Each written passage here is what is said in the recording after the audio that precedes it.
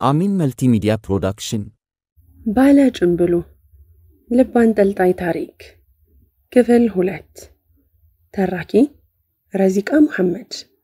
ለቻናላችን አዲስ ከሆናችሁ ላይክ፣ ሼር እና ሰብስክራይብ በማድረግ ቤተሰቦቻችን እንድትሆኑ በታላቅ አክብሮት እንጋብዛችኋለን። የጧት ፀሐይ ከወደ ምስራቅ ብቅ እያለች ነው። ሰውም የተለመደ ስራውን ለማከናወን ነቃ እያለ ነው። እትጌ ጽጌም በላስቲክ ቆሻሻ ይዘው ወደ ገንዳው በመድፋት ወደ ቤታቸው ያገኙትን የጎረቤት ሰው ደህና አደራችሁ እያሉ ሰላምታ እየሰጡ ተመለሱ።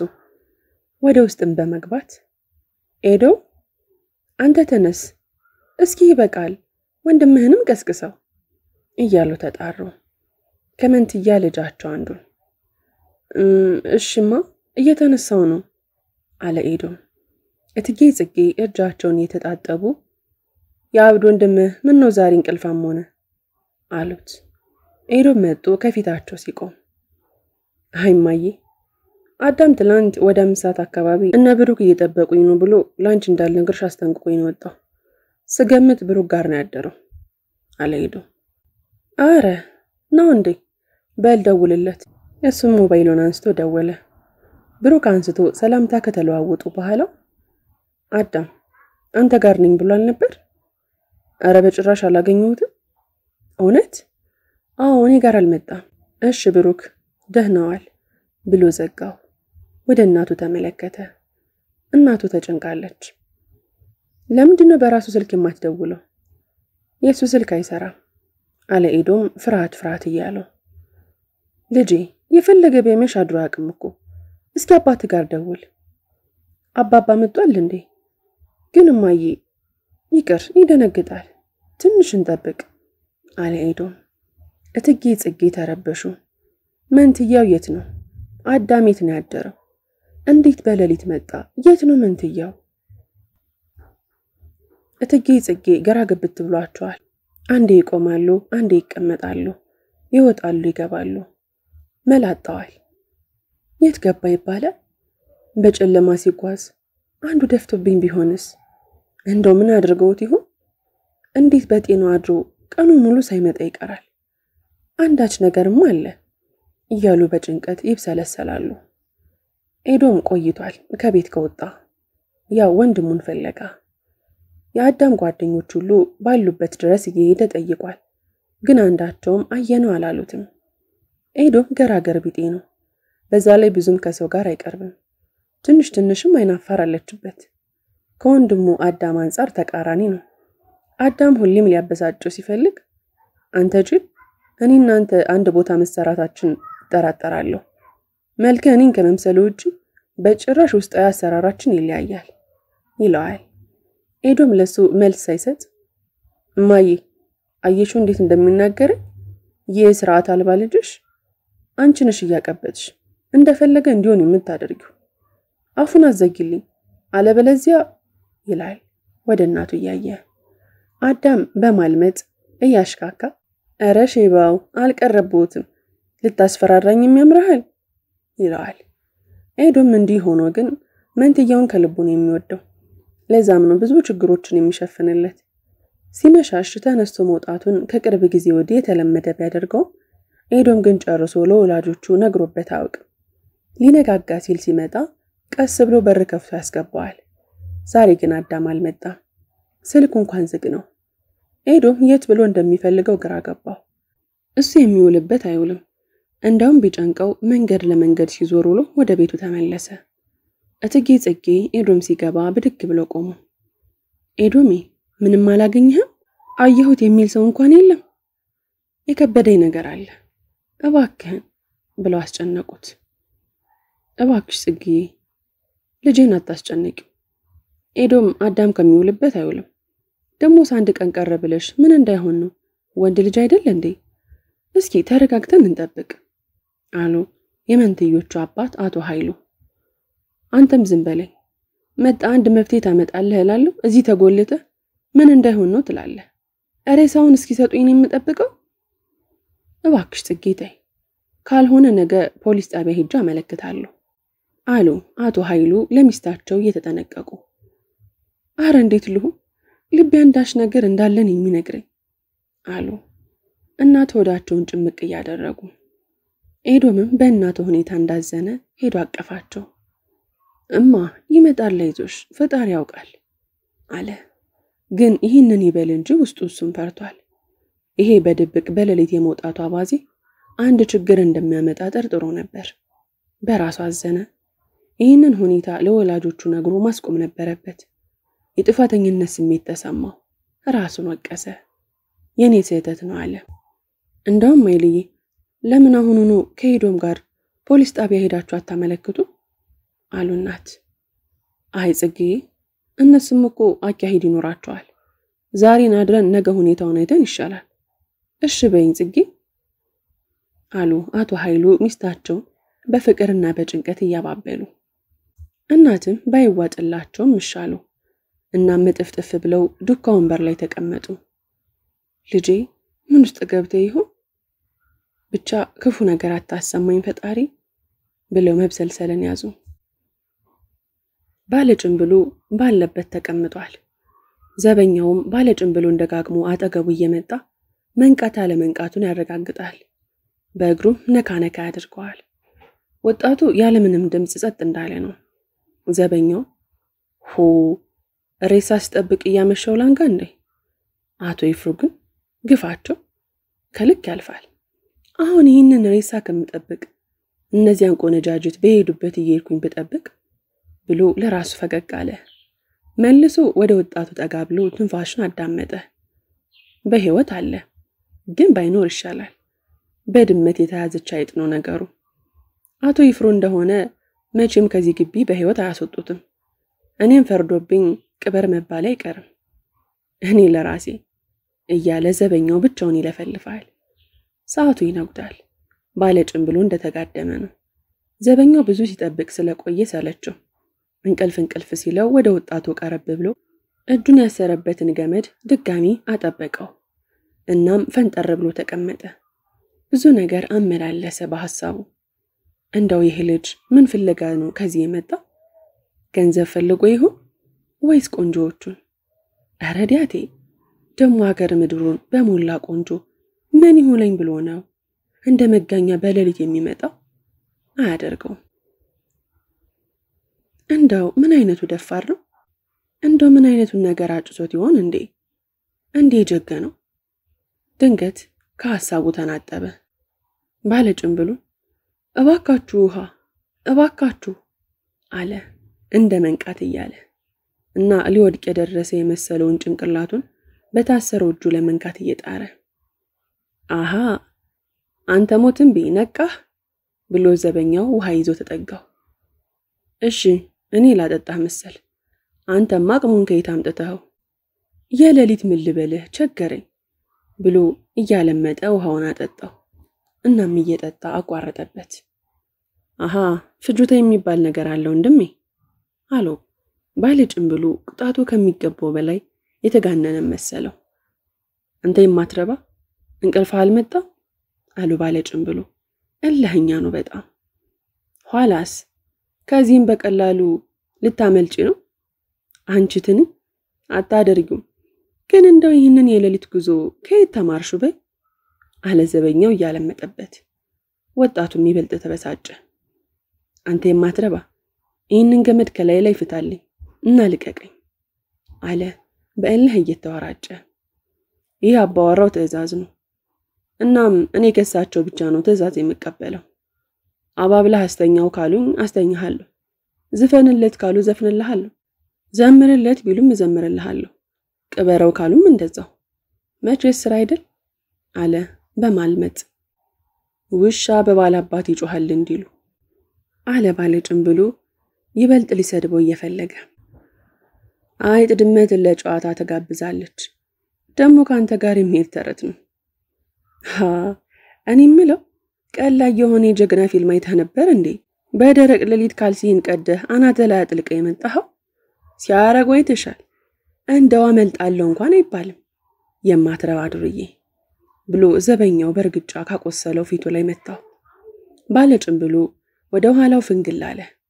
ዘበኛው መምታቱ ያስደሰተው ይመስላል። ደጋግሞ ረገጠው። ወጣቱ ስቃዩ በረታበት። በቁስሉ ላይ የሚሰነዘረው ዱላ በጣም አሳመመው። ሞቱን እስኪመኝ አሳለው። አሁንም አቃሰተ። ተሰቃየ። ዱላው ግን እንደቀጠለ ነው። አቶ ይፍሩ እራት ላይ አብረዋቸው የቀረቡትን አራቱንም ልጆቻቸው በስስት እየተመለከቱ ሁኔታቸውን ይከታተላሉ። ሮዛ 26 ዓመቷን ይዛለች። ራሄል 23፣ ሲፈን ደግሞ 21፣ ሊያ ደግሞ 16። ይገርማል። ልጆች አሁንም ሁሉም እኩያ እስኪመስሉ ተቀራርበዋል። አንድ ወቅት ሁሉም የሚያስቸግሩ ህፃናት ነበሩ። ዛሬ ላይ መኩሪያዬ ሆነዋል። ተመስገን። ምንም ነገር ስላንተን የማደርገው። በዚች ምድር ላይ እስካላችሁ ሁሉም የሚገባችሁን ማግኘት አለባችሁ። እሱን ለመስጠት ስለናንተ የማይታለፈውን ሁሉ አልፈዋለሁ። እኔ ነኝ ይፍሩ አባታችሁ አሉ በኩራት በውስጣቸው። ያንን ውሻ ግን ማን እንደላከው ካላወቅኩኝ እንቅልፍ አይኖረኝም። በጭራሽ ሲፈንን ነክቶብኝ ይሆን እንዴ? እናትና ልጅስ የደበቁኝ ነገር ይኖር እንዴ? አይደረግም። እንደዛ አድርጎ ከሆነ አካሉን ቆራርጬ ነው የምጥልለት። አይማረኝ ከማርኩት። ሌሎቹ ልጆቼ ስለተፈጠረው ነገር አለመስማታቸው ጥሩ ነው። እንዲያ ባይሆን ኖሮ ከፊታቸው ደስታ በራቀ ነበር። ስለ ጉዳዩ መስማት የለባቸውም እያሉ እያብሰለሰሉ ወደ ሲፈን በትኩረት አዩ። ዝምታ በዝቶባታል። እናትየውም እንደዛው። የእናትየዋ እንኳ ችግር የለውም። ልጄ እኔ ልሸማቀቅ ብለው ተቆጩ። ሲፈኔ አንዲት መጪ ላናግርሽ ብለው ተነስተው ከሳሎን ወጣው በረንዳ ላይ ከተቀመጠው ወንበር ላይ ቁጭ አሉ። ሲፈን እየተጎተተች ሄዳ አጠገባቸው ተቀመጠች። ሲፈኔ ዝምታሽ በረታብኝ እኮ። ምን ነው የደበቅሽ ነገር አለ? እስኪ ስለዛ ምሽት ስለ ሁሉም ሁኔታ ንገሪ። አባትሽ ነኝ አትፍሪ። አይ አባዬ ምንም አልደበኩም። ከማስፈራራት ሌላ ነገር አላደረገኝም። እንደዛ ቢሆን አውጥተህ ስትለቀው ዝም የሚል ይመስልሃል? ሲፈን እኮ ነኝ አለች በማረጋገጥ። ያባቷ ልጅ የኔ ልዩ አንቺ ምን አለ ፈጣሪ ወንድ ባደረገልኝ አሉ አቶ ይፍሩ። አይ እንግዲህ አባባ አንቺን ሰው ያድርግልኝ የሚባለው ሰው መሆን በቂ ነው። ጾታ አያመጻድቅም አያሳፍርም። የሁሉም ነገር ሰሪ እሱ ብቻ ነው አለች ሲፈን ኮስተር እንደማለት ብላ። እሰይ የኔ አዋቂ የኔ ጀግና ልክ ነሽ። አባባ የዛንለት እውነት ባለ ጭምብሉን አውጥታን የለቀቀው የእውነት ምንም አይነት ቅጣት አላደረስክበትም? አዎ የኔ ልጅ ከሱ ጋር ምን አላፋኝ። የፈለገው ተራ የስርቆት ጉዳይ ለመከወን ነበር። ስለዚህ ጥቂት ጎሸም አደረኩትና ለቀኩት። ከሆነ ጥሩ ነው፣ ግን ደግሞ ስህተትም አለበት። የግድ ቤትህን ሰብሮ የገባን ሌባ ጎሻሽሞ መልቀቁ አልታየኝም። ለፖሊስ ማዝያዝ ነበረብህ አለች ሲፈን በቁጭት የአባቷን ድርጊት አልዋጥ እያላት። እኔ በወቅቱ እሱ አልታየኝም ሲፈኒ።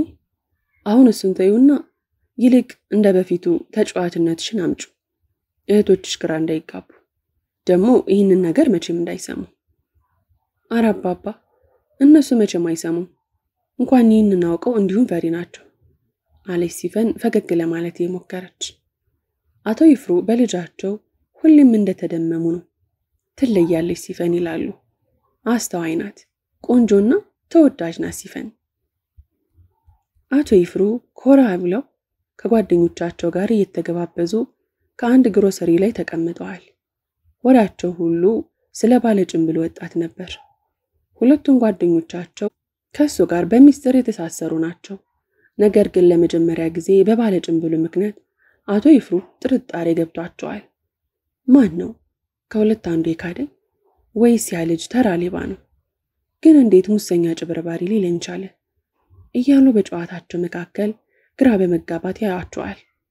ከግንባራቸው ይነበብ ይመስል አቶ ይርጋ ቢራቸውን ጎንጨት እያሉ እና ይፍሩ ልጁን ከቤት አስረ ማቆየት ተገቢ ነው አሉ። አሃ ማንነቱ ሳይታወቅ ልልቀቀው እንደዛ ነው የምትለኝ አሉ ቁጣ ብለው አቶ ይፍሩ። ማለቴ የዘንድሮ ልጆች ደረቆች ናቸው። ለምን ጠንካራ መሆን እንዳለባቸው እንኳን ጠንቅቀው አቁ። በኋላ ሰበብ እንዳይሆንብህ አሉ ይርጋ የጓደኛቸውን አይበገሬነት ቢያውቁትም እንደው ለማለት ያህል።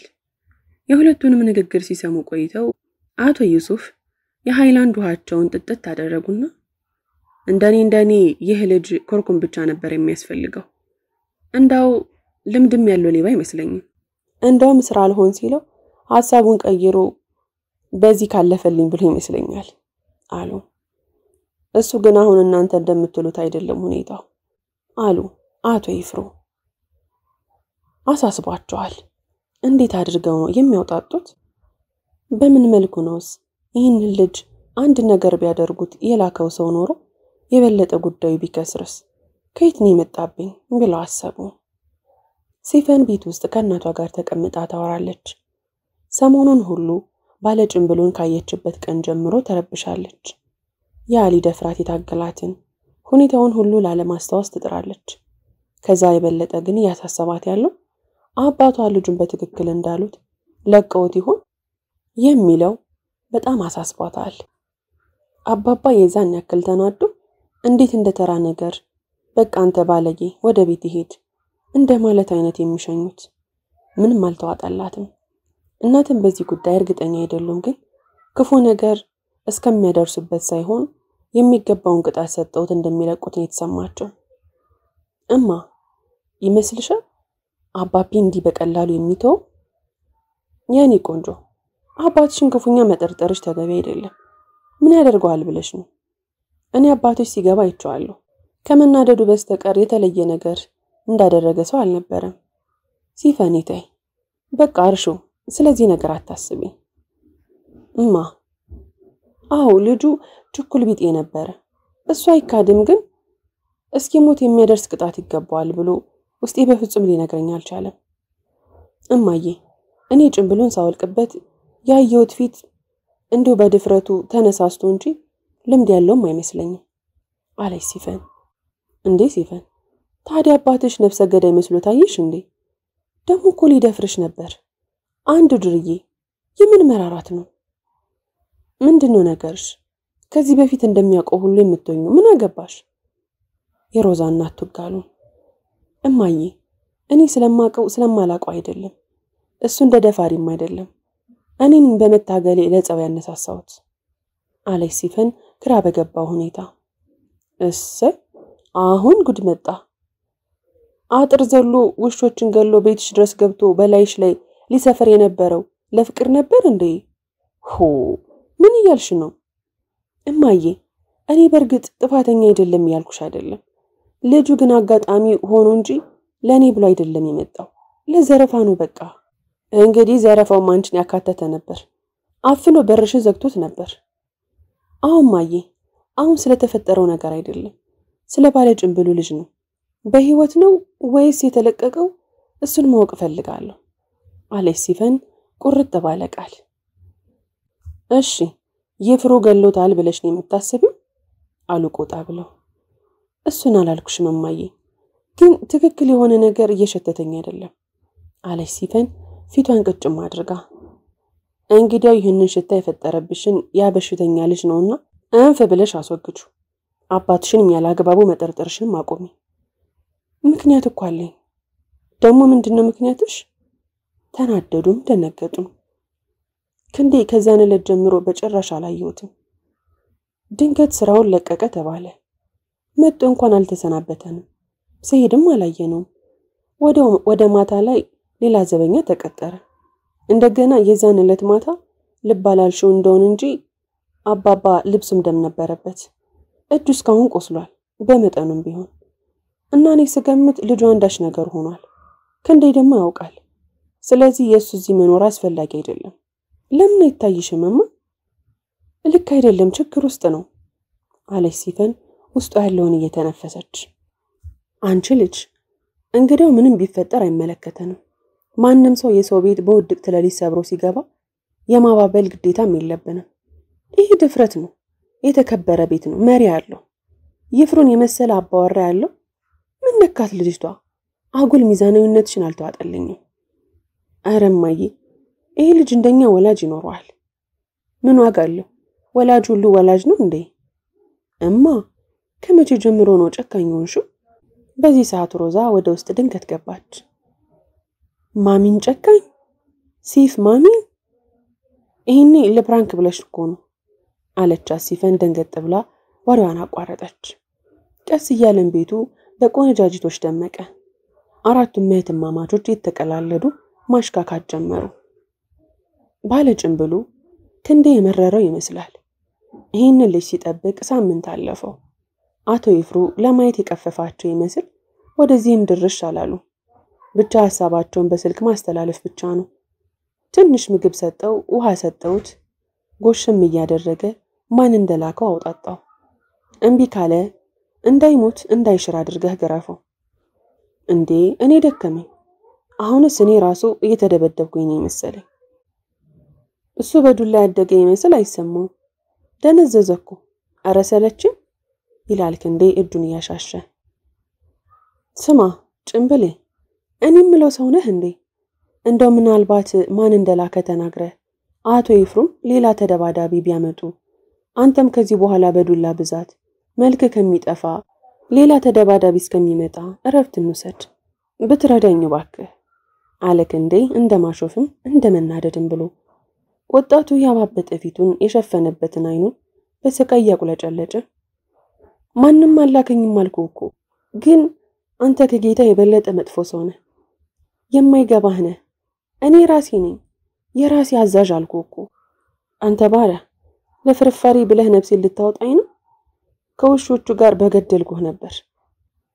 ባለ ጭንብሉ ተናግሮ ሳይጨርስ ክንዴ ተነስቶ በፍጥነት አቶ ይፍሩ በመቱት ብረት አናቱ ላይ ሰነዘረበት። ባለ ጭንብሉ ከዱላው ኃይለኝነት የተነሳ ከመሪቱ ጋር ተጋጨ። አይኖቹ ብዥ ጭልምልም አለበት። መሞቴ ነው እንዴ አለ በሰመመን ውስጥ እናቱ ወይዘሮ ጽጌ ታዩት።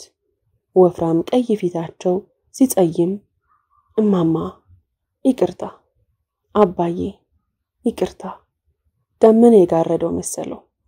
ጸጥ አለ። ሁሉም ነገር ጥቁር ሲሆን ታየው። ክፍል 3 ይቀጥላል። ታሪኩን ከወደዳችሁት ላይክ፣ ሼር፣ ሰብስክራይብ ማድረጋችሁ እንዳትረሱ።